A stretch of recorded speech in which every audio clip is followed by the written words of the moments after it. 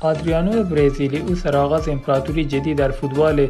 برزیل و از او میشه به عنوان وارث اصلی تاج و تخت رونالدو نازاریو نام برد. او تکنیک بالا، قدرت بدنی بالا، سرعت بالا و شوت هایی که میزد اون رو نسبت به بقیه بازیکنان متمایز میساخت و او در اینتر آنچنان درخشید که تمام تیم ها حاضر بودن که بالاترین مبالغ اونو به خدمت بگیرن تا اینکه یک تلفن زندگی اونو کاملا متغیر ساخت، کلا زندگی اونو تغییر داد و اون خبر مرگ پدرش بود که از عشقی که به پدرش داشت باعث شد که فوتبالش کلا نابود بشه و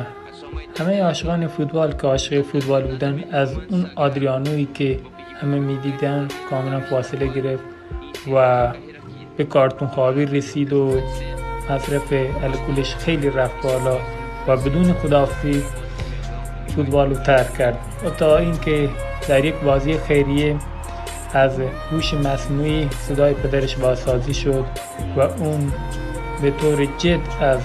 فوتبال خداحافظی کرد و این پایان یک امپراتوری بزرگ در فوتبال برزیل.